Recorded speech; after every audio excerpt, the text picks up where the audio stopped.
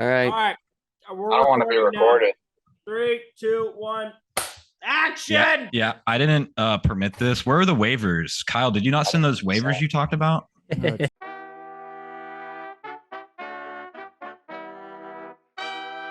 Greetings and welcome to Luck of Effort, where we strive to teach that it's not about what can happen to you, but what you make happen for yourself.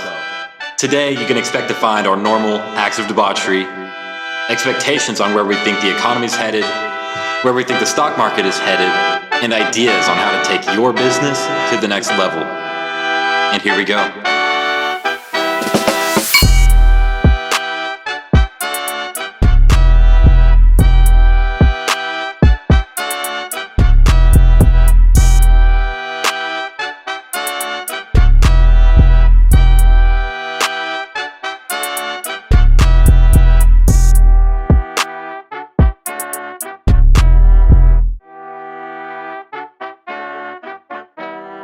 Business. So No NFPs, only NFTs. Am I right, gang? no, the market's tanking. Stay away from that. The market's already tanked. It's gone. Yeah, what is it? Fucking Coinbase under federal indictment. Everyone's been indicted. Everyone's been indicted once or twice. Oh, Jesus. Come on. Christ. Come on. Let's be real here. Yeah. Coinbase is sus. Super sus. Super sus. It's not. Bill Kwan, too. They had Mark Wahlberg as their spokesman, or whoever it was. Who was it? Who did the commercials? It was on this after the Super Bowl. It was If the they other have Mark one. Wahlberg as someone helping advertise, they're getting out of any legal trouble. That's all I have to say. Well, they didn't have any spokesperson at the Super Bowl. They had that thing that bounced around, the QR code that bounced around the screen. Oh. Now that's a contentious topic in the advertising world. I'll tell Wait, you. Nick, you thought a QR code was Mark Wahlberg?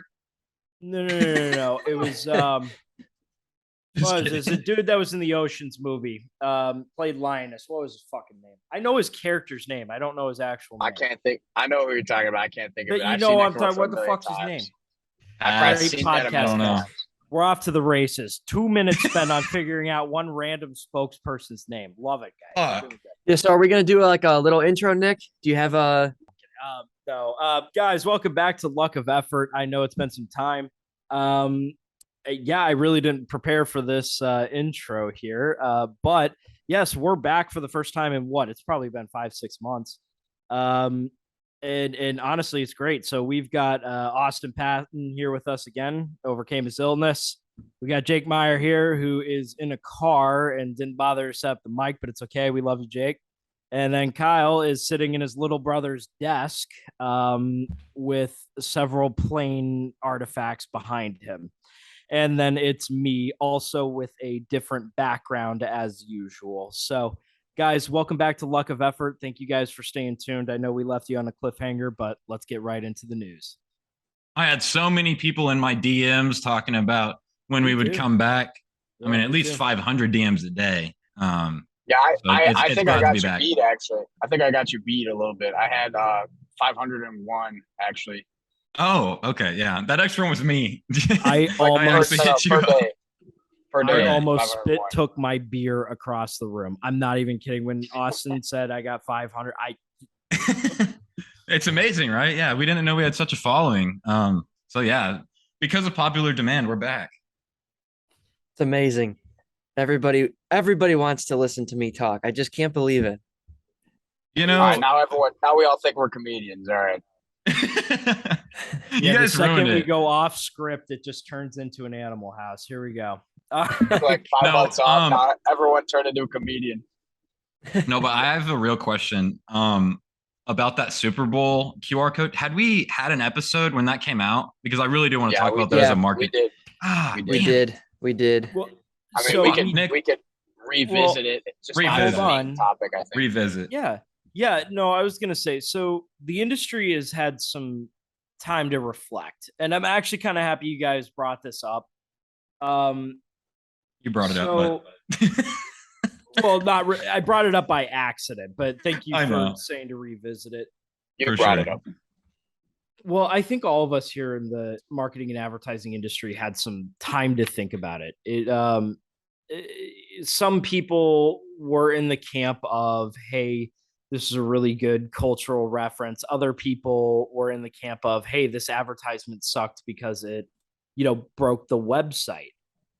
I think it's an interesting case study in not only, what kind of era we're in, and think about that for a second. Literally, what kind of era we're in that a bouncing box from corner to corner, I think generated just as much excitement as a touchdown in the Super Bowl that we actually watched.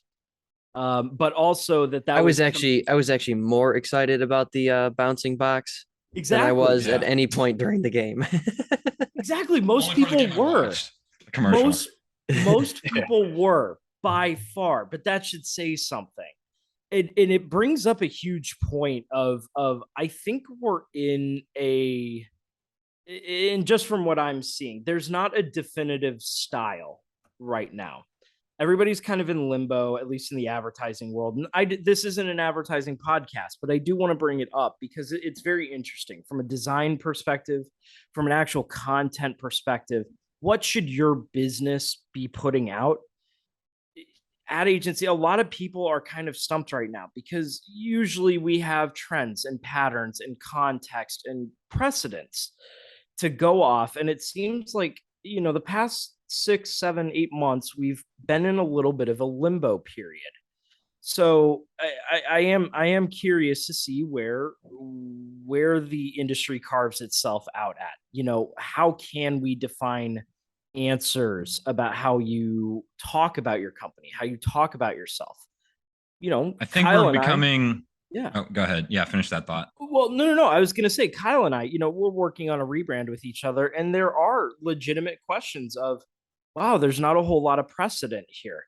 And the industry seems to be in a little bit of limbo. What do we do here?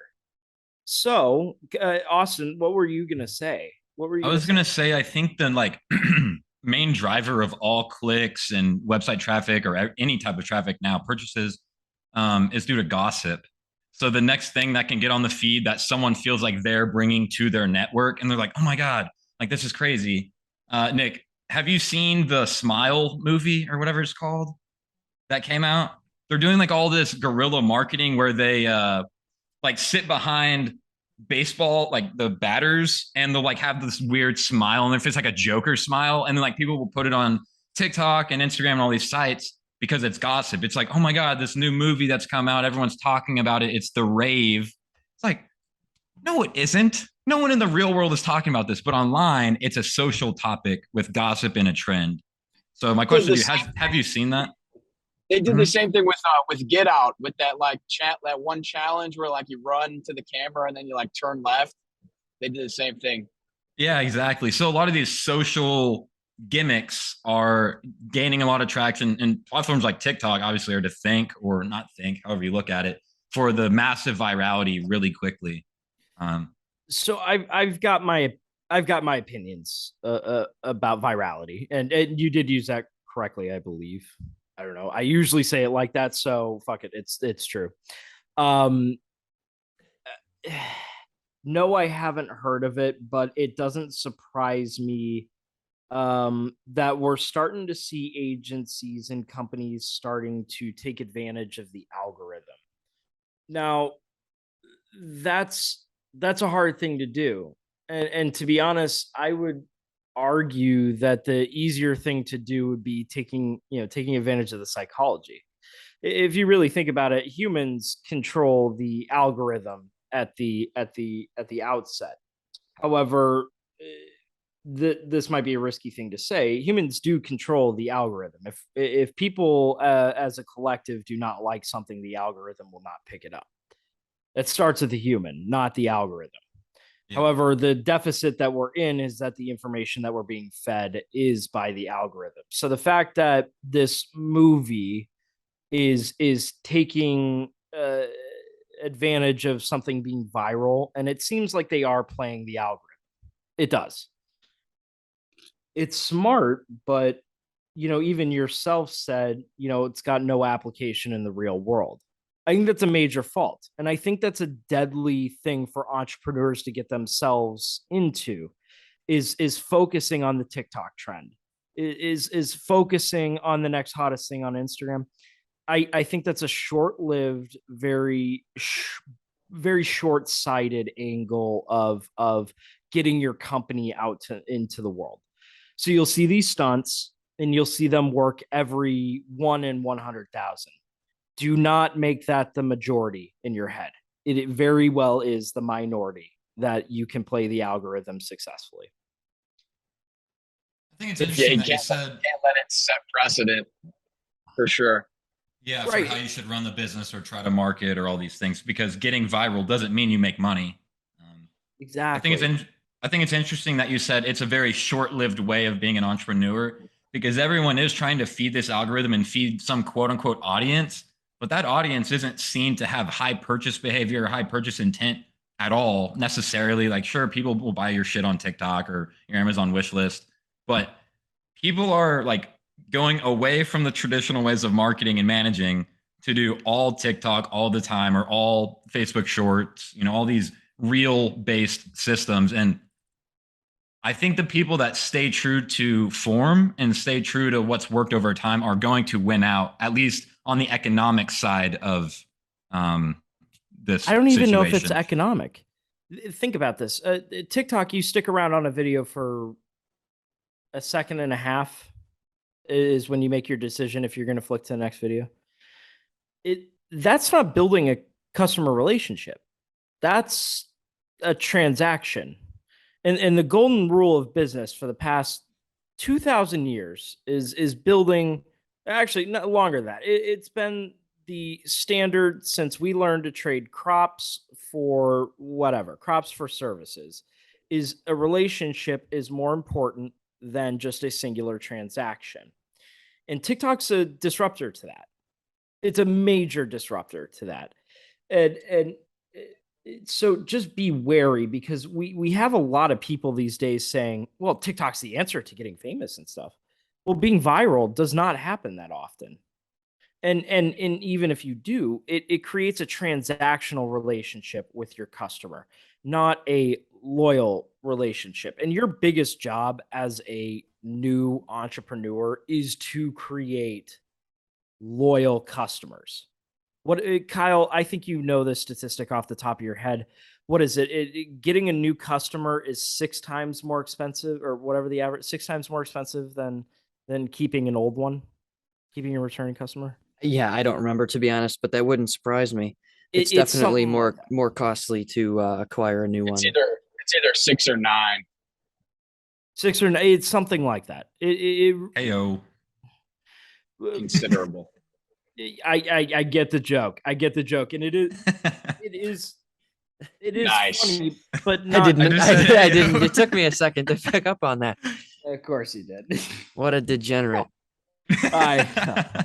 But think about it. Think seriously, to you guys and people listening. Think about what kind of relationship you want with your consumer. Is it a one-time purchase, or is it a relationship? I'd rather have 1 million people be coming back than just having 1 million single purchases. Well, don't you think that can happen from TikTok though? If they see a video, they get interested, and then they follow you. Like, that is building brand and community, quote unquote, a digital community. It's not if they only have a second and a half of attention frame, but also I'm waiting to see a case study of that actually happening. Of like attribution windows for like purchasing, or purchase windows. Like, how long does it take over time to actually build enough brand recognition to get a purchase, or what? I see it for individuals like the D'Amelio family and all the other content creators on TikTok, but I do not see it for corporations. I think it's a great monetization tool if you are your own lone wolf.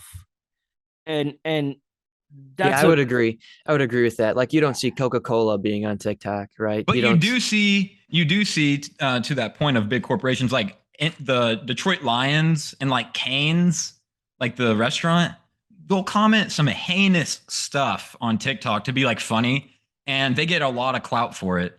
Sure, they're probably not selling any more Detroit Lions t-shirts, but these corporations are using it to get their brand known or heard about more. And here I am talking about the Detroit Lions. Why would I ever talk about the Detroit Lions, right? Well, why you would just you do that? described them. You just described them as basically clowning on fucking TikTok, and they don't But need it's to clown. funny. They don't need to clown anywhere else other than the football field. They already do a great job of going 0 and fucking 13 in a season. They don't need to do it on TikTok. Okay. But my point being said, you're exactly right. I still do not give more nor less of a shit about Raising Cane's because they do stuff on TikTok. Do you understand that? Like, it's a mute. It's something to talk about. It's not something to purchase because of. Like, it doesn't change any behavior. It's a net mutual relationship. So why would you do it if it's not hurting you or gaining you anything? It seems like a mute point. But even FLC believes of doing things for the sake of brand. However, I would say that TikTok, it doesn't do anything for brand because people are only giving companies about 1.5 seconds of attention when they see a piece of branded content. Yeah, well, I think the goal, right. The goal would be to pull them off of that platform and get them to, drive them to your website or your online store or, whatever it is. Well, I would say that's 100% what you want to do. But if you can't do that and all these people that are like being stagnant in that short-term frame, as you put it earlier, Nick, they're just wasting time. Right. But if you blow up on TikTok with 1 million followers and you get 100,000 of those to your website to follow your newsletter, that's worth a lot of money. Raising Cane's is trying to accomplish a subliminal tactic. Every time you're driving down your arterial road in your town and you're about to drive up on the Chick-fil-A, Cane's, Dairy Queen, and McDonald's, they want you to associate what you saw on TikTok and then make a subliminal that good decision. Emotion. Not even that, just a subliminal decision. It's not even conscious. Well, you think they want you to have a bad emotion like when you laughed at their comment? No. I'm not saying it's good. Yeah, they want you to not even think, like, not even have to make a choice. It's a subconscious choice. Exactly. Oh, okay. I see how you're. Okay. Well, yeah, I know what subliminal means, but I see how you're framing it. Yeah. But our research and development department in FLC is working very hard, and it's got to be longer, not by much, but milliseconds do count in these interactions. And I don't want to get too deep into this because this is a business podcast, but you need to be prioritizing the right channels that are going to help you. And 1.5 seconds of attention is not going to get somebody to subliminally go Cane's. It's not. And it's not going to do the same for your business. If you have, 80 million followers on TikTok, I'm sure it will have a difference. However, if your brand has even 1,000, 10,000, it's not going to do much. It really won't. Yeah, for sure. Especially if you're on a national scale, right? I mean, exactly. 10,000 people is nothing. Oh yeah, that's nothing. Yeah, if it was like 10,000 people locally, that's one thing. I mean, most of our small client community. lists. Yeah, most of our mailing lists are more than 10,000 people. Actually, every single client we have, our mailing list is bigger than their TikTok list or TikTok follower count. You got to those are good metrics. Yeah, you got to prioritize. So I'm going to change the subject here. I have a question. Wait, Austin. I also had one question, but I think it was we kind of started off talking about it. I don't know if you want me to go first, but I'm going to go first anyway. Yes, sir, Jake. But so we brought up the Coinbase thing. We're talking about this is kind of just something that I've been speculating or that I've noticed for a little bit. So I don't know if you guys know the CEO of Coinbase is Brian Armstrong. He's like some old tech nerd. He made Coinbase in like 2012. And obviously, the marketing and the advertisement related to the QR code bouncing around the screen during the Super Bowl, like the old like DVD players and whatnot. So it seemed like, right away, there could have been two options, right, to why they chose to do that. And obviously, number one is to get more people to like sign up or at least view the platform. They're like, oh, what's this QR code? Can I scan it? Oh, what happens if I scan it? So I take their phone out and scan it. That's one way that, you can perceive that avenue. The other way that I kind of discussed a little bit in one of my college classes actually was whether they wanted to see the capacity of their platform to see how many people they could actually have on at one time before like something bad happens or like it's shutting down or whatnot. So combining that second one with what I know about Brian Armstrong, I kind of have a feeling, there's a lot of stuff that's been happening with Coinbase, like fraud, insider trading, lawsuits and shit like that, not following SEC guidelines. So I just what is all that? I honestly think that Brian Armstrong is just kind of not the smartest, right? And that like oh my he god, he had no idea that. Oh my god, it's Matt Damon. Matt Damon was the Coinbase commercial guy. Matt Damon. I think that what I thought about Born is Identity. I just think that he wasn't like smart enough to realize that his site might actually go down if all these people join at the same time. That's just my theory, because over the last like 9 months, nothing really good has happened with Coinbase.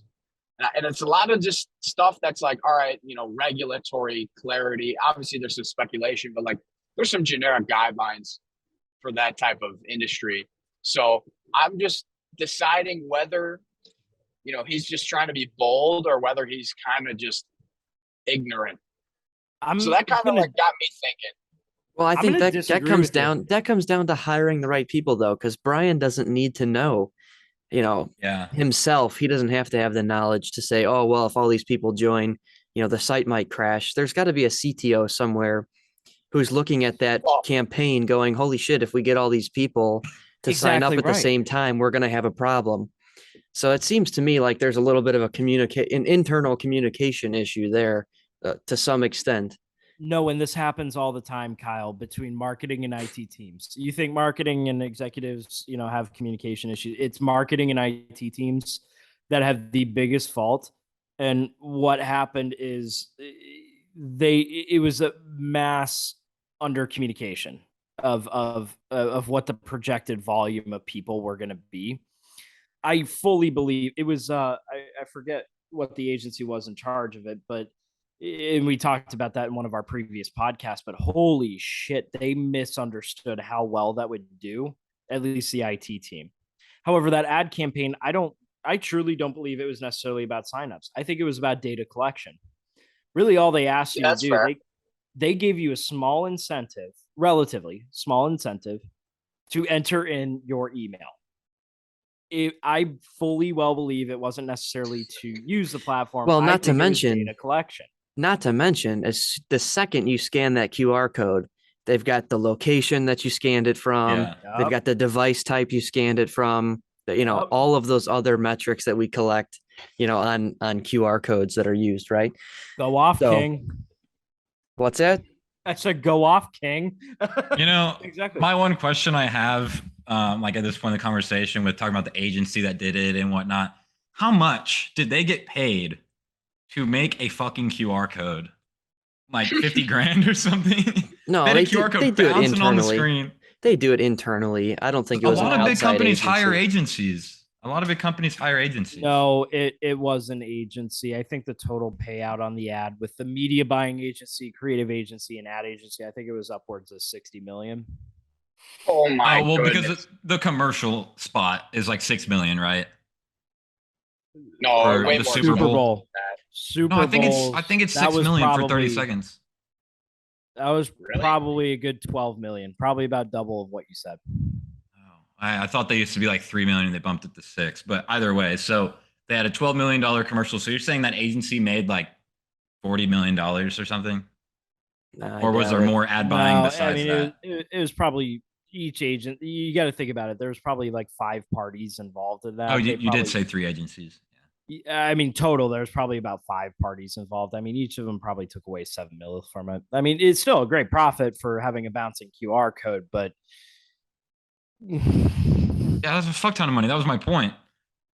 Like max, I would have guessed like, as I said, $50,000. So, but here's the thing. It does take a special expertise, and I would say it does take gall to do something simple versus having, Matt Damon show up on a commercial on a spaceship looking down at a supernova and saying, wow, this is the future. And so is crypto, I would say the guts is more. The innovation is less, but the guts is more. I hope they didn't spend as much money on that as you seem to think they did. I mean, the ad spot, There's that's no whatever. way. That's whatever, but I don't think they spent $40 million creating a QR code. You would be surprised. Well, I have another question to move this forward anyway. Still in the marketing subject, but it really becomes like full picture.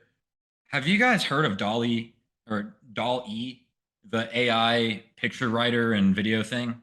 No. Has anyone heard of that? the AI, Yeah, you can type in anything, and it will make the image for you. Like it's nuts. Yeah, I've seen. You want to know what? You want to hear something funny that I just saw about this? I get I've got Reddit on my phone, so every once in a while I get a notification, and I don't remember the exact stat, but the interest level of that stuff over the last the curve of the interest level from audiences searching and viewing those types of pictures, it's like a straight right skewed bell curve.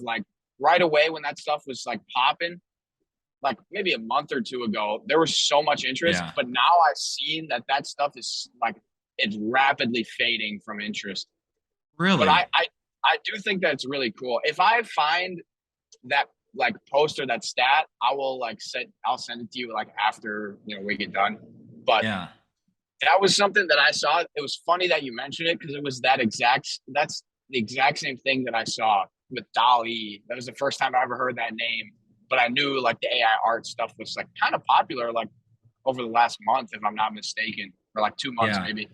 I just think so. I bring it up because I think the overall pace of AI, even though you're saying it's downtrending, is still super high, and we're gonna have so much ground covered because of all the data that those systems are getting. They beat the number one chess player a long time ago. They beat the number one Go player.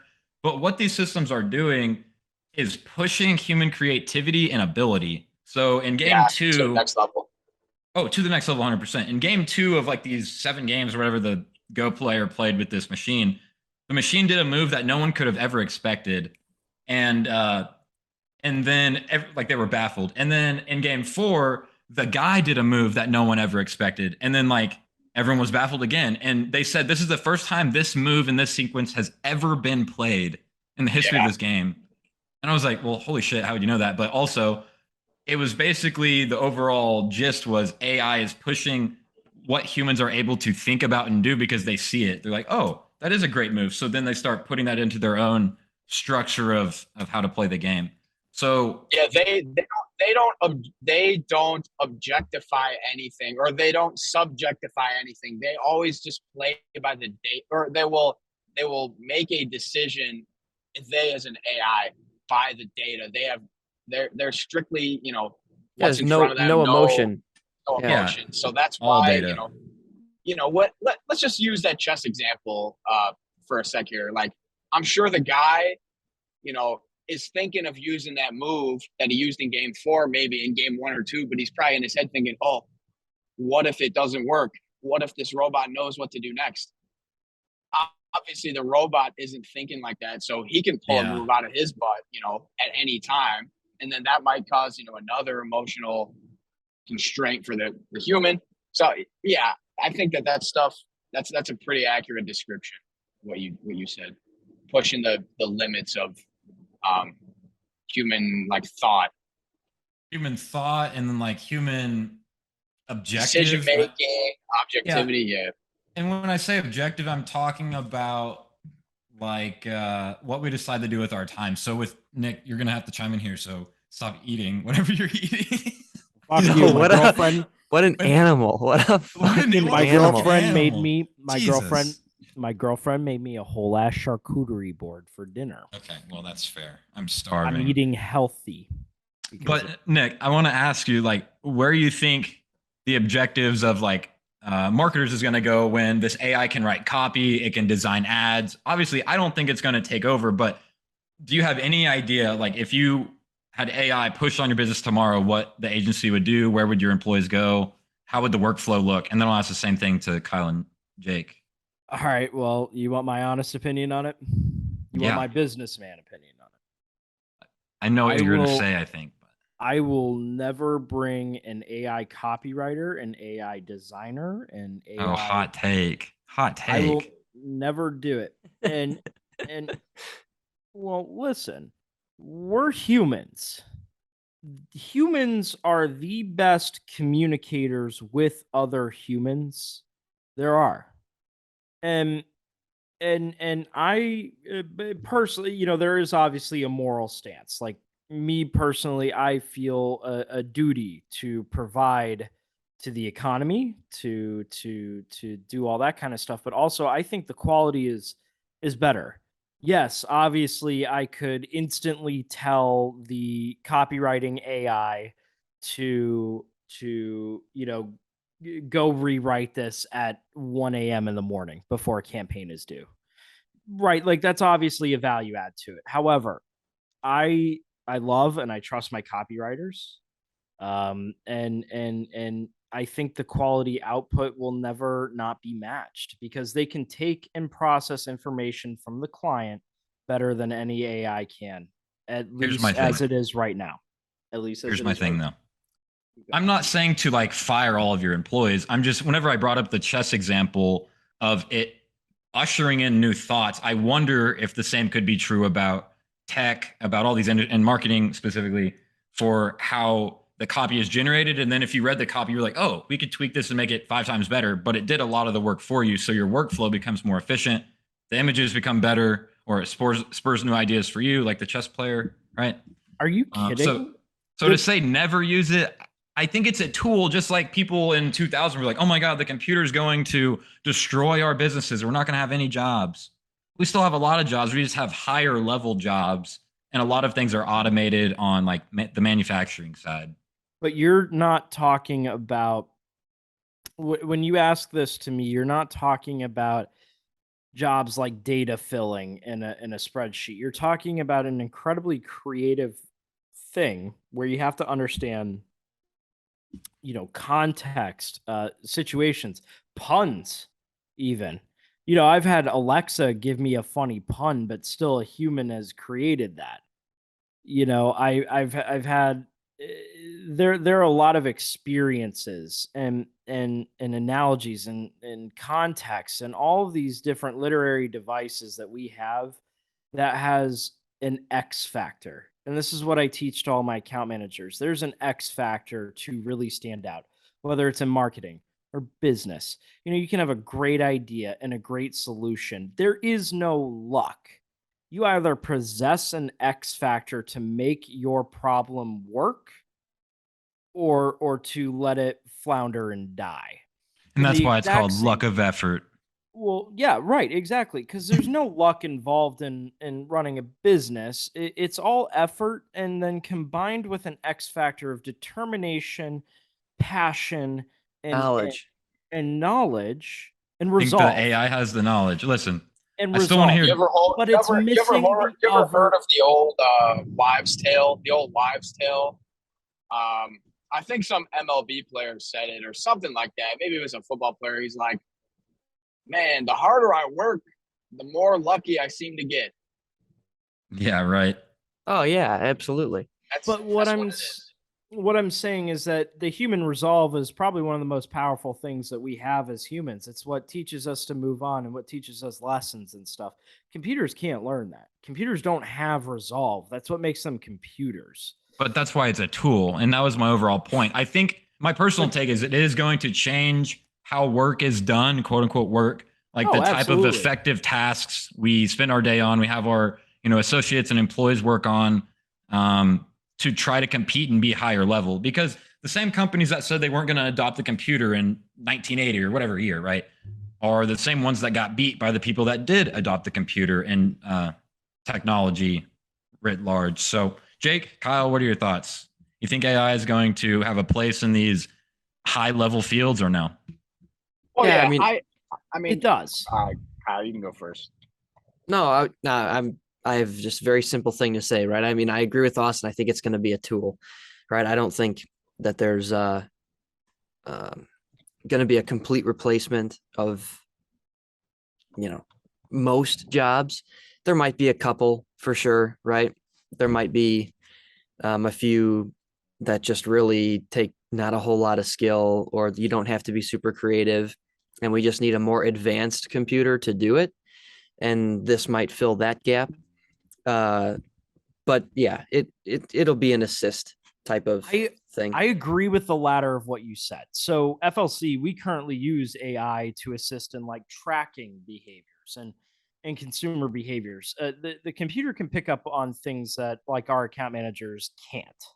However, our copywriters and designers and stuff like that, they possess an inherently human skill. So will it be a tool to assist us in non-human skills and tracking and all these different other applications? Yes, absolutely. But inherent human skills like communication and visual, probably not. I don't see it, at least in the next 50 years. What are you going to say, Jake? Yeah, I mean, similar to what you guys all say, a combination of, everything. Yeah, yeah, I don't think that it's going to be like getting rid of, 40-50% of the jobs that are out there, ever. I don't think.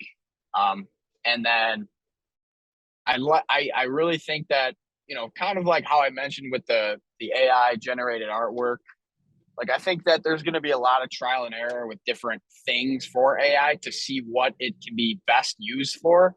And I think that a lot of this stuff is going to get weeded out, and it's going to be like, all right, well, especially with artwork, I'll just use that example since we referenced it already, but like, that's one of the more like, I don't know what the word is, but like one of the things that humans, they're like, I don't know, it just feels better like to see like a painting like the Mona Lisa that came like hundreds of years ago from like a person. There's just like some sentimental value there if you like really appreciate artwork. So not to say like some things, you can't appreciate AI does, because it's already doing a lot of good. It is. As far as like, it's being used in the medical field to figure out like correlations between, certain diseases and certain drugs, and R&D for stuff like that. So I agree with that it's going to be useful.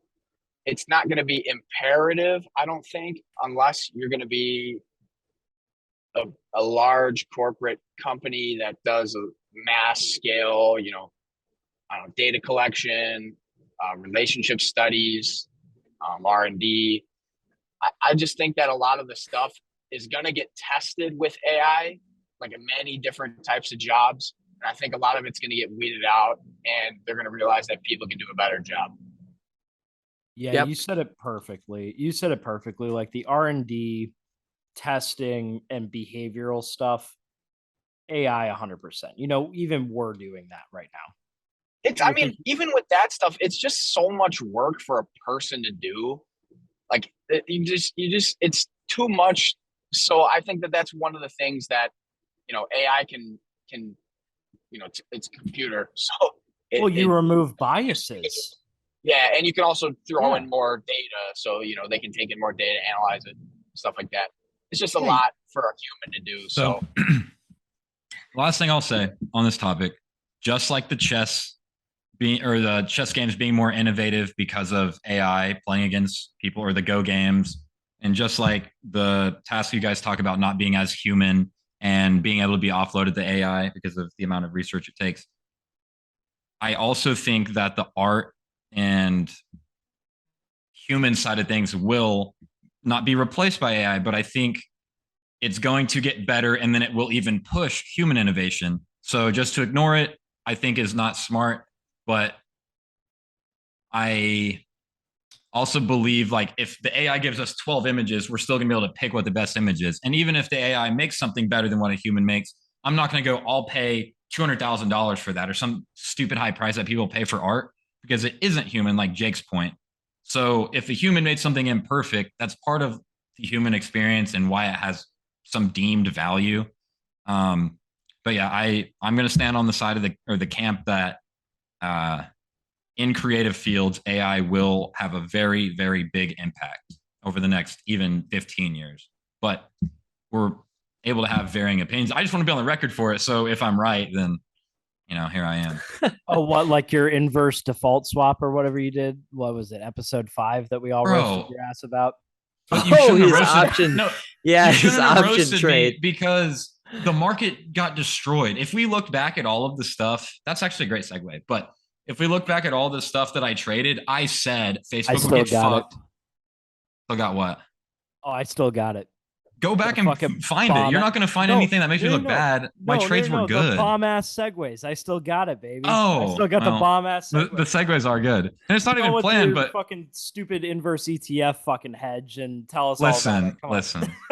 The market's down. Jake, year to date, I guess I don't know the statistic, but it's down 20% or something insane.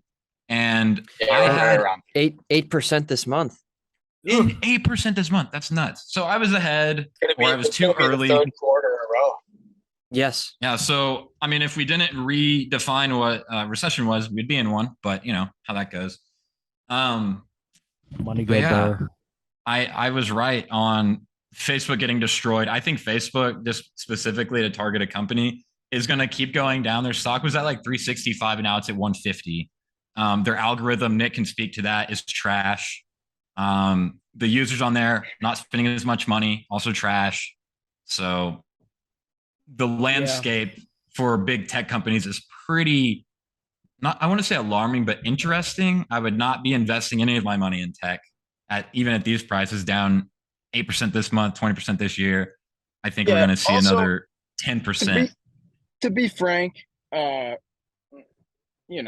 obviously the actual like quality of the company is one thing when you're talking about deciding what to invest in, but you guys know there's a lot of stuff going on right now. So yes, tech is probably not good, right? Is not a good time to like be a part of that as far as investing. But you're saying because of the macro, right? Like the overall I would picture. just say that right now it's not the best time at all. There's like I forgot who made like the chart or whatever, but there's like the 4 quadrants. If you're newer, take a look at that chart. It's got like one side is the growth versus decline in the economy, and the other is inflation rising or inflation falling. And you can gain a lot of knowledge just by looking at some stuff like that. But I mean, obviously tech's gonna get kind of smashed as high risk, high beta. What do you think about the overall market? I still think the market has a good bit to slip back to pre-COVID levels. What do you guys think about that? Well, did you see real estate? I mean, that's what I've been waiting for. I've been waiting for real estate to fall off. And if you look at that iShares ETF, I think it's IYR is the ticker symbol. We're just kind of starting now to fall down and to look not that great. So let's see. It's been the worst sector during the trailing month. It's down 13.6%. And you're still returning the real estate, right? Yep, lowest level in almost 2 years. Well, think about it. You've got your two biggest markets. You've got your two biggest markets. Texas and California are lagging right now. It's actually a huge deal out here. We had this huge boom out here in Texas. Even my rent, went from $800 a month to about 14. Ridiculous rise, and now we're starting to see this lull in activity. So what you said, Kyle, doesn't surprise me all too much, being in this hotbed of activity.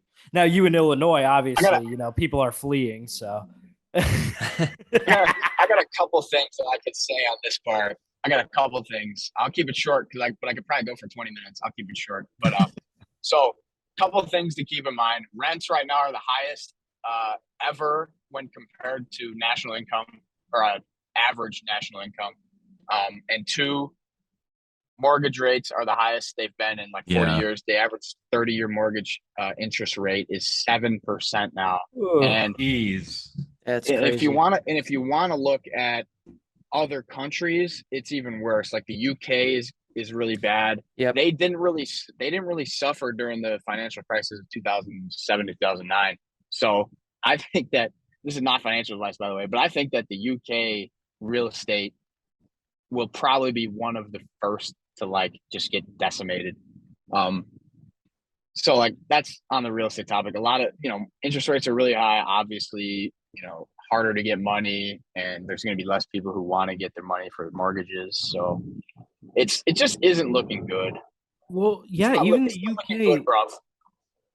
even the UK market. I mean, you're seeing it right now, and what Sky News articles and stuff that we're getting here in the States. I mean, you can see it. People are not happy over there with what's going on. So, Jake, I fully agree with what you're saying.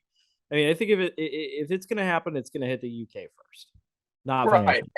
And like with a recession we've seen in the past, 2000, we'll call it, that was an overvaluation tech-induced bubble.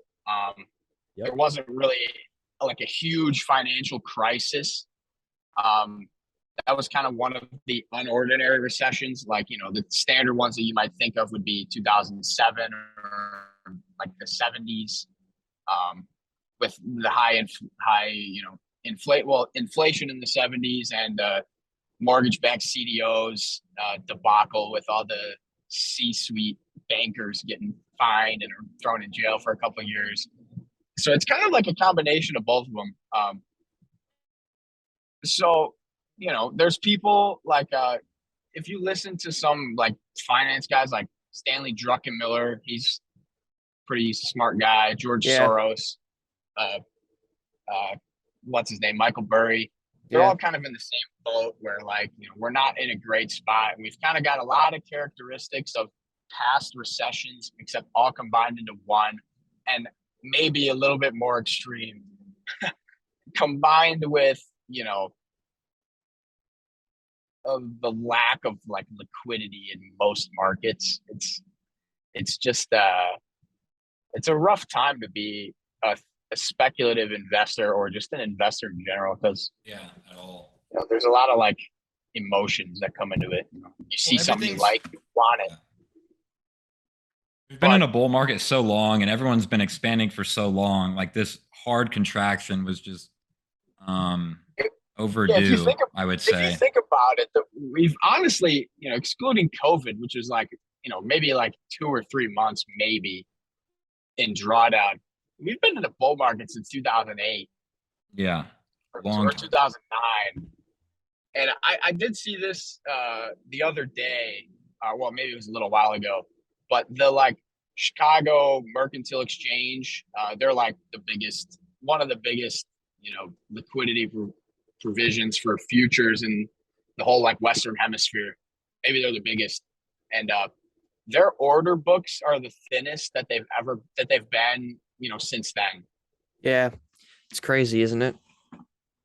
Yeah. Like, that's one sign as far as even like thinking about investing that it might not be the best time. So that's just some stuff that you can look out for, So what's the activity of investors. What's the good news here? Well, with lower prices, that means higher returns. I was just gonna say you'll be able to invest low and ride it out. So when you're 50, eventually it'll work out for you. Yeah. Yeah.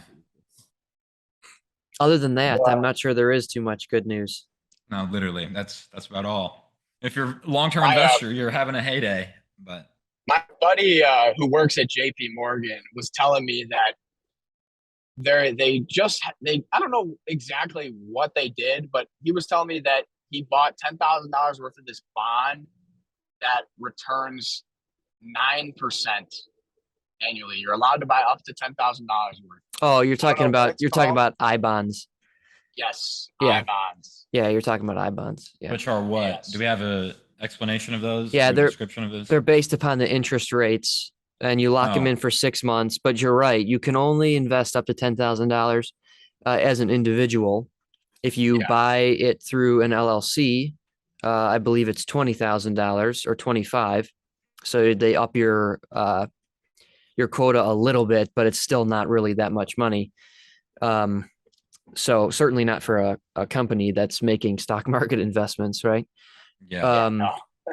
So that's what it is in short. And every 6 months when the rate change, they lock in a new rate, it could go up or down. But of course, people who have gotten in at a low rate, they have seen it continually increase as the Federal Reserve has been increasing the interest rate. Yeah. So, but yeah, you can So see you could see more than 9% returns. I mean, if we keep going at the way that we're going, you could see, So also, the bond pays 12, back. 14. If inflation's not at its peak yet, also. Yeah, right. That's what I mean. But if inflation's not at its peak, then the Fed is going to have to keep raising. So it's kind of one and the same, right? Yeah. So, but then of course, if you're invested in I bonds, you're making 14%, and the Fed drops the rate, you're still going to be making a very good percentage, but instead of 14, for the next 6 months, you might only make 12 or 10 or something like that. And it would continue to go down. So that's why they've kind of gone up in popularity recently, is because as the Fed starts to continue to raise rates again. Well, it also is like the only investment avenue that's like able to beat the risk-free rate of return right now. Yeah. Especially over a 6-month period. Yeah. So I see why. But you can't really. I mean, if you think about it, right? With a ceiling like $10,000 or $25,000, I mean, whatever, right? I mean, that's nice to make that amount, but it's kind of a pain in the ass. If you're trying to protect like big wealth or something on a larger scale, it's not a vehicle to protect big wealth by any stretch. No, not at all. And the other thing is you have to buy them through a government website. So if you've got money sitting in a brokerage like Charles Schwab or Wells Fargo or Ameritrade or something like that, you'd have to take it out and pay tax on it anyways, and then to put it back into something else. I don't know. I don't invest in them. It's a lengthy process. I think it's just a total pain in the ass. It's not worth the percentage that you get on the money that you can put in there. So if you're younger and you don't care, where the money sits and you're willing to put in the effort and you're only going to do you only have $1,500 to invest anyways, that might be a perfect way to just put it into something where you can sit back and relax and not have to worry about it for a while and earn better. You don't have to worry about managing inverse ETFs to ride the downside or any of that crap that we worry about. So I guess that's the ideal situation or the ideal investor for those, in my opinion. But so when are we going to see some that though? I would say that young people should never ever buy bonds. Young people. Why would you buy a bond when you're like 18 years old? Yeah, I'm being completely facetious, but you know what I mean. Yeah, but these are only 6-month terms. So I know. You're cutting out really bad on my side. Yeah, your service is shit. But my answer to that would be I know you're being facetious, but a lot of these young people are throwing their money in the stock market and trading options and losing their asses. And I mean, what is losing your ass when you're 18 with $1,500? But you can make a smart decision. Put your money here for 6 months, see it grow, see all your friends lose their money, and then take that money back out when the market might be tilting into a more bullish stance. So I don't think it's bad at all as a young investor or a young person to put some money here. But no, I completely agree. I was, you get it. I was just fucking around. Oh yeah, for sure. I mean, if you can beat the market, by all means, try to do it. But I wouldn't buy 30-year treasuries or anything like that. No. Certainly, as a young person, well, maybe as anybody, quite frankly. And I wouldn't, go stick money in a, certificate of deposit or, anything like that, because you're just not going to get those returns. The percentage, on a CD, I think is 3 or 4% maybe right now, maybe 4.5% after the last raise, the last interest increase from the Fed. Mm-hmm. But, I mean, yeah, if you're going to do a bond, I would say iBond is the way to go.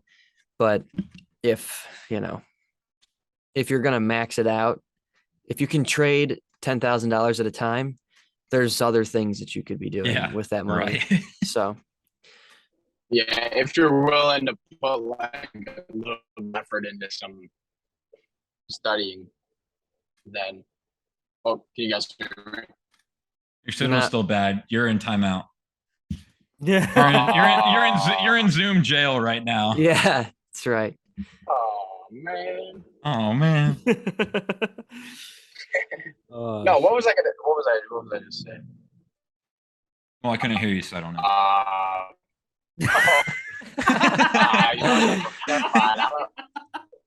don't remember either. So we could just. Well, Jake, tell me this. When are we going to see a bullish stock market? When are we going to see a bullish any market where people that are young could feel some semblance of safety to not get, all their money taken out of their pockets? Wow. Okay. 12 months, 24 months. From what I've seen, right, I'm not going to give an exact, like, I'm not going to give any type of date, like, specifically, but I'll say this. Why did you ask? I gave him a chance. I thought I could Why hear did him. you ask Jake, all right. I was right, wondering Jake. the same thing. I was like, what the fuck? Put him in timeout. I put him in timeout, but I was like, well, his signal's good. Like, no, it's not? not. No, Jake, No, stop talking. You're You're done. done. Jake, you're done. You just heard me. You just heard me. No. Being able to make out one word. Into my driveway. I'm pulling into my driveway. Oh, great. Now bullshit. You can hop on the fucking. I'm pulling into my driveway. With your fucking microphone. All right. God Well, damn it. I was gonna say this is a pretty valuable piece of information that the stock God forbid we market could hear usually, you. Can you hear me now? Yeah, it's good. It's good. Fuck yourself. But as long as the federal funds rate is below the inflation level, inflation will not be resolved. That's all I'm going to say. What is that, Kyle? Federal funds. Yeah, Kyle. What are you fucking with? What is that? Show us what that is. I was It's the messing rate around. at which banks can lend to other banks. Oh yeah, yeah. No, I'm sorry. I was messing around with this little clock on my desk. I was turning the light on and off just to Kyle mess with tried the to guys. deprive everyone from your valuable information, Jake. So when the federal funds rate is more or less than inflation? More, yeah. So, I mean, obviously that means that like there's a money multiplier and whatnot. So the banks are able to create more money, lend out more. So that means more people are demanding money. So when more people start to demand money, they're going to want to put it to use. So that's when riskier stuff can provide real positive returns. So I would probably, if I had to guess, I'd probably say the latter half of next year, maybe Q2. But optimistic. Wow. Yeah, I mean, that's still that's like a long way away. That's 9 months away. I don't think. I don't know, man. It could be 2024. You know. I'd say Q4 2023 before we see some like still, positive. Yeah, if they're still messing with interest rates and bumping them up, deep into 2023, we're not going to see the effects, until late 2023 or early 2024. So, right, the inflation regime shift and business cycle shift, stuff like that. So, yeah, we still have a ways to go. I mean, there's still a lot of downside. There's a lot of downside baked into these markets. So, I mean, I can't talk about the technicals. To follow. Okay. To follow. Yes, I'm sorry. That's just that hasn't been done yet. Just imagine 100 basis point increase. Well, I think we still need collectively at least 100 basis points. Yeah, I think it is crazy to think about. 75. I mean, I think they're definitely going to do another 75, and they might do another 50 or another 50 and then another 25 or maybe another 250s or something. I don't know. We'll have to see. Yeah, it's pretty nuts. Well, it's kind of, I think that 100 basis points would kind of be something that we haven't really seen because like typically Yeah, it'd be a shock to the market. 3 straight months of 75 basis points is already like a huge deal as far as like Fed tightening. Yeah. So imagine 100 after 3 straight months of 75-point basis points. Right. That would be something unheard of almost. I don't know if they did. I don't even think they did that in the 70s when inflation was like in the 20%. Yeah, it's pretty wild. Yeah, didn't they raise like 4% at one time? At one time? Yeah, 400 basis points. Oh, I have no idea. Maybe in 1 year. I don't know about. I thought they did it all at one time. Maybe I'm thinking of something else. Maybe it wasn't the 70s. They typically do that. That could have been like, an earlier recession. But I know like some countries right now have really bad inflation. Like I saw one particular, Argentina, they did a 500 basis point increase like in one day. Oh my God. Yeah, it's nuts. So we'll have to see how that plays out for them. I mean, they've had problems with that forever.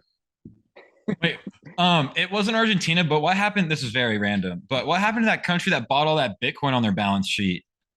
Yeah, El Salvador. Didn't they go bankrupt? Oh, El Salvador. Yeah. Did we ever talk about that? Yes, we did. Oh, well. Someone called and said that was a terrible decision. And I was like, no, I think they're going to do good. And I was definitely wrong on that one. I think it'll probably be good in the long run. I said it was bad. Are they even holding it still? Be bad. I think it's still going to be bad in the long run. Just putting that out there. Oh, it is. Nick, you're gonna eat your words, Nick. Oh, yeah, fucking no, I absolutely will not. Hey, would you base all of the United States currency on Bitcoin or whatever? No, you wouldn't. Fuck you. No. You don't. It didn't pay off in the short term. It's not in the long term. Because fucking Azerbaijan stopped fucking, cut off the electricity, and then that fucking disrupted everything for a country in South America. That was probably their first political interaction with these two countries in history was, hey, you cut off the electricity. Now my economy's fucked. No, it doesn't. Hey, Nick. Nick, I hope you can't tell me that it's going to be good in the long term whenever you cut off the fucking lights that it fucks up some random country in South America. No. Nick, no, dude. No. No. Nick, man. No, sir.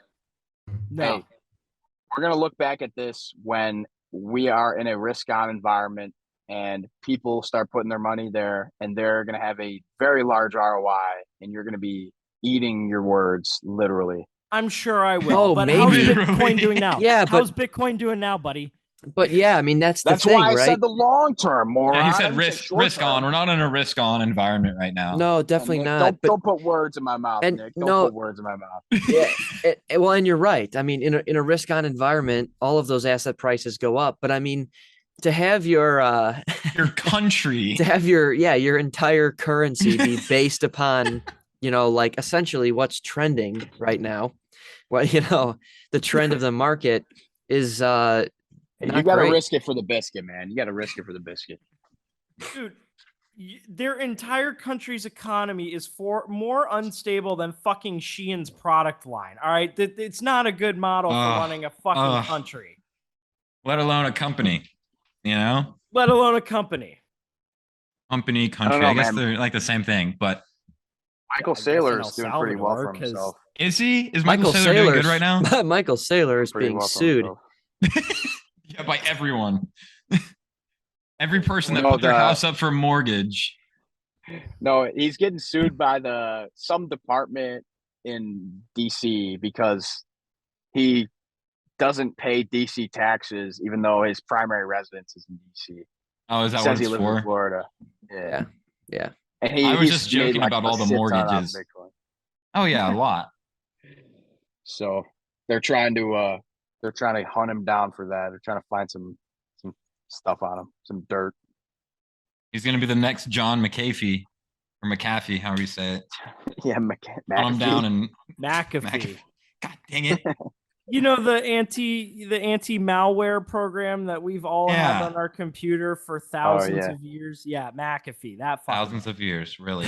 As long as you guys heard that before Christ was born. You guys heard that he disappeared and then reappeared. He's dead. John McAfee's dead. No. Yeah, but didn't the lawsuit happen like 4 years ago? I don't know, but I'm pretty sure that guy. I could be mistaken with another guy, but there was one guy who like made a shit ton of money for something in tech, faked his death, and they found him. I don't know. When I did don't know. John McAfee's McAfee dead. die? McAfee last year. Oh.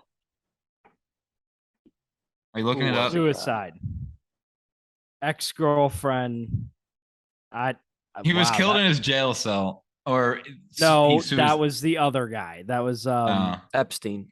Epstein, yeah. No, I'm talking about John McAfee. It's not McAfee, it's McAfee. Okay, whatever. Fucking God, it's like you're the fucking president of El Salvador with this fucking name. You're fucking dipshit. I've literally never been able to pronounce his name. McAfee. There we go. Oh, dude, what's his name? But he's he's dead. So that's all that matters. His ex-girlfriend claims is the article that I saw. I mean, okay. All right, here is this article that I saw. It's called Everything you see on the internet is true, just by the way. Well, no, that's not true. But to be fair, this is from August, the end of August 2022. Did John McAfee fake his own death? Because there was like a picture that popped up on social media of someone that looked just like him, if it wasn't him. But there's like a whole conspiracy there. I think that there's a Netflix documentary. Yeah, there is. You're definitely getting all your information from like fucking BuzzFeed.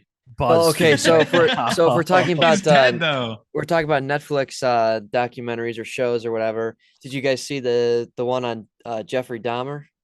I haven't. Oh yeah, I didn't. Did you, Kyle? No. Well, I saw it, yes, but I didn't like watch it. I saw the cover. Oh, okay. Of it. Then why did you bring it up? Yeah, give us some input or fuck off. Yeah, well, I'm just saying. I mean, hey guys, who saw Jeffrey Dahmer? I think that would be an interesting one to watch. Everyone has said it's really, really good, but well, everyone loves Evan Peters right now. It's just such a crazy, such a crazy event. I think it would make a good show. Well, yeah. I mean, people eating other people is almost as crazy as a Central American country and switching their entire currency to crypto, But bro, don't equate Jeffrey Dahmer. That's a joke. That's a joke. I knew you were going to say it, but I was like, Nick's going to cut it out post, so we're fine.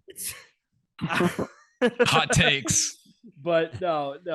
It does seem like a really good show. I did see, though, that there was some outcry from the families of the victims, though. I did see that. Yeah, you saw that, right? Because they didn't get any royalties. They weren't notified that this was being made, and they were just like, "Oh, sorry, by the way." Well, they didn't even. Here they didn't even get asked permission. Can we use your name and likeness in the show? They just fucking did it. That's what I said. Like, no royalties for the likeness. That's crazy. That's crazy. There's a lawsuit coming. Lawsuit pending for sure. No, but they shouldn't have to. Them, they shouldn't have to ask. It's all public information. They could have gotten all of that stuff from news articles from back in the day, from when it happened, and it's a private company. I mean, we're not putting it on the nightly news or something. But it's the dramatization of their lives, which, obviously, Kyle, you're correct. Court records are public records. But if you're dramatizing somebody's life, you do need to pay them because that's not court records. That's personalized knowledge of somebody's life. You at least need permission for well, it. You'd have to see how they used it, I guess. I mean, it'd be in if context. all they list is like the names of the victims or something, and it's not really about their family, then I mean, well, the tweet I saw was what ground do you have about their family reactions and stuff like that, and how they lived with it. I guess I haven't seen it, so I don't know. But I'm just going off of this. Yeah. Kyle brought it up without watching it, so it's really his fault that we're in this conversation right now. So, well, now I'll watch it. Next episode of Luck of Effort is see our review of the Jeffrey Dahmer Netflix special by Kyle Powroznyk. Well, that's your one bit of homework. Yeah, your one bit of homework. Tesla AI Day 2 is about to come on, so I want to go, but have you guys heard anything about AI Day 2 with the robots No. and the dojo chips? What is this? Not Is at this all. on YouTube being streamed or something, or It'll what? be on YouTube. Yeah, try to find it. It's going to be really cool, I think. I Can don't you know how send me a cool link? Can you send me Yeah, a I link? have one. There's a link on my phone right now. Someone sent it to me, so I'll send it over. All right. In the a link chat in or the something. Just bio. put it in Slack. Link in the bio. Yeah, I will. No, there's no link in the bio. It's live. No, Yeah, it's I fine. mean, in our Promo. bio, we'll put the link to the event. Well, it'll be old. Well, by it'll then, be but, it'll be old yeah. news. Yeah. When But is it? anyway, free promo. the robots. We can talk more about it next week after I have some more information. Whoops. Can you hear me? Yeah. Yeah. My AirPod you're like good. died or something. But yeah, so they're doing the chips that are going to be like some of the most powerful chips in the world, and Elon said he's releasing the first generation of the robot. So it's very intriguing. Ooh, Oh, nice. All right. interesting. Yeah. Put the link in Slack. And I'm calling this Tesla after hours, going into Monday, 4.5% up. So we'll see how that prediction plays out. We'll see. Yeah. We'll see. It's down a lot. They'd It's have to down a lot. fight a lot of A lot the of selling market. pressure. Yeah. In order to do that, under normal circumstances or previous circumstances, I would say, at Fair. least 4%, right? I would say maybe even 7 or something. That's what they did last time. Yeah. Last AI day. Yeah. But I'm not, I wouldn't bet on that for this particular thing. They're But we'll up see. the same as the S&P after hours, so it's not doing much right now. But Yeah, it starts but at 8, so. yeah, and it's a weekend, so I mean, Yeah. it's not going to hit until Monday. By that point, people might be over it. I don't know. Yeah. We'll see. But yeah, Sure. great podcast. So That is really, all. wait, Oh. really quick before we wrap up, Austin, where are you filming from? I'm filming from Broken Arrow, Oklahoma, in my new apartment.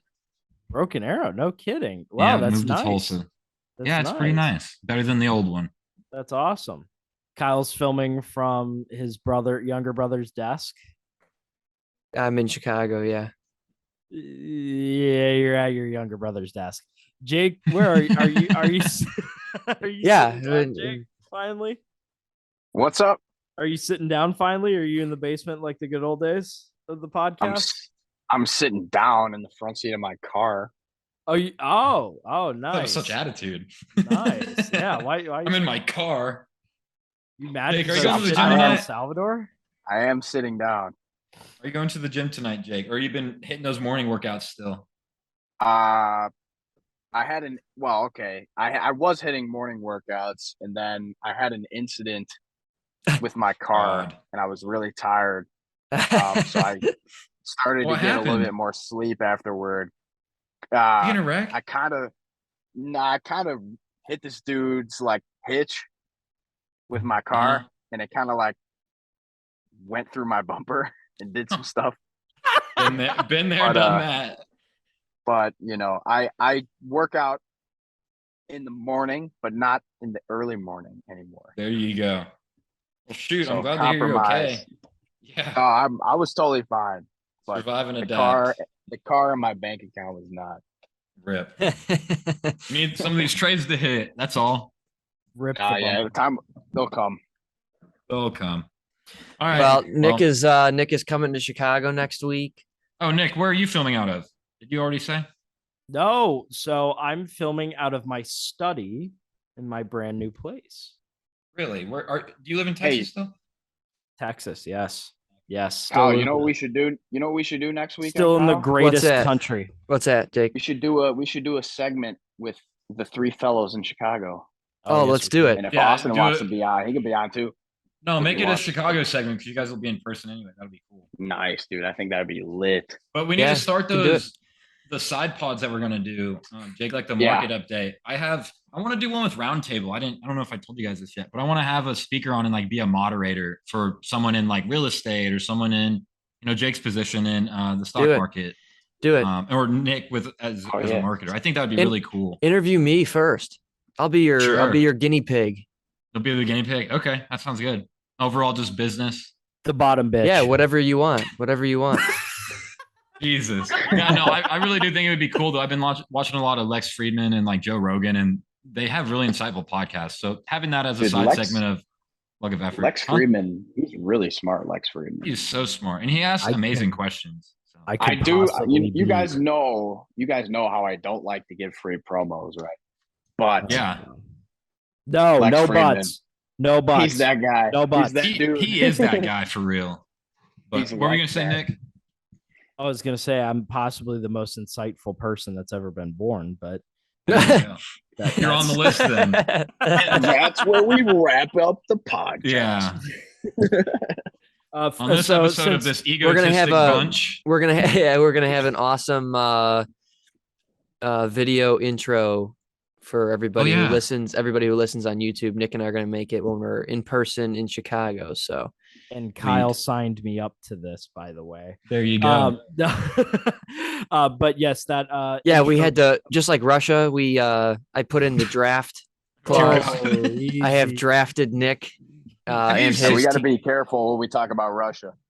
Have you seen the Russia draft? They have like all these 60-year-old men.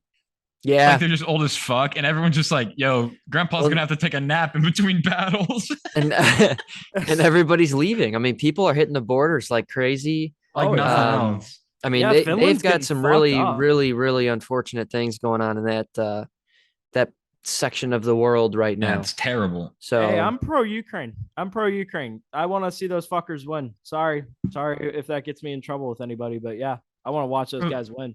What do you mean? What would the alternative be? Be pro Russia? Yeah, no. No one's pro Russia. Fuck the commies. Let's go Ukraine. Yeah, we won't go into political tension.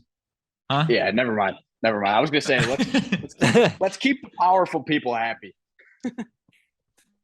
All right. Well, I think we got to figure out a way. Well, we don't have to do it. I don't like it when people say that because I don't think the United States needs to take it on. But the UK needs to figure out a way to keep themselves warm this winter. I do think that is a really, really massive problem. This whole Nord Stream pipeline deal that they've got going, and that one that's like bubbling in the ocean or something that's leaking. They have a bunch of bullshit. They have a really big problem, and Biden saying that he's gonna, cause more issues with those pipelines if X, Y, and Z doesn't happen, which I assume just means blow them up somewhere. Along the way what a disaster that would be. I'm not exactly sure what the strategy is there, but it doesn't add up to me. So, who I feel so bad for Liz Truss. Say what you will with her politically, but I'm just saying as coming into a political position, she did not come into a pretty one. Not at all. Oh my lordy. What a fucking situation she's got to figure out. Oh well. Guys, next week or next month or whenever the hell we're filming this again, you guys will see the brand new intro video live on YouTube. Brought to you in part by FLC Marketing Group. That's FLC Marketing Group at flcmarketing.com. And send the promo bill, or we'll send the promo bill till that address. Yeah, that's gonna be $250,000, Nick. Yeah. Is it? Well, if I'm going to spend $250,000 on it, I might as well just have a fucking QR code going from corner to corner. There you go. That's going to be the only thing on the screen this whole podcast. That's going to be $4 million for that. Yeah. Well, no, Nick said it was $60 million. But we're going to give him a friends and family discount, and we'll just our viewership's like the Super Bowl. I can't ask for any less than 60 mil. So that's true. We have to make a data-driven decision here. Just like the AI platforms, there's no emotional friends and family discount. That's right. Yep, 40 million, Nick. 40 million. Family. All right, the LOE coin and LOE AI are going live on the market next week, so stay tuned for that. And guys, seriously though, thank you to our our friends, colleagues, and partners who joined us and listening in today. We're excited to be back, and we're excited to be back monthly. So it was really great being here with you all, and Kyle. Austin, Jake, thank you for joining again, and thank you to myself for doing this bullshit and credit whatever. So, thank you, Nick. Guys. Yeah, you're welcome. Round of applause for me. If you're in your room right now listening, comment salmon if you're still listening to this moment. Have a good one. And that's with an L. All right, guys, have a good one. We'll see you next month. And stay tuned for some special episodes later in the month. That's right. In betweens. This is never going to Yum, end. Does yum. anybody else have anything that they would like to add? No, please Last shut minute? it off. Please.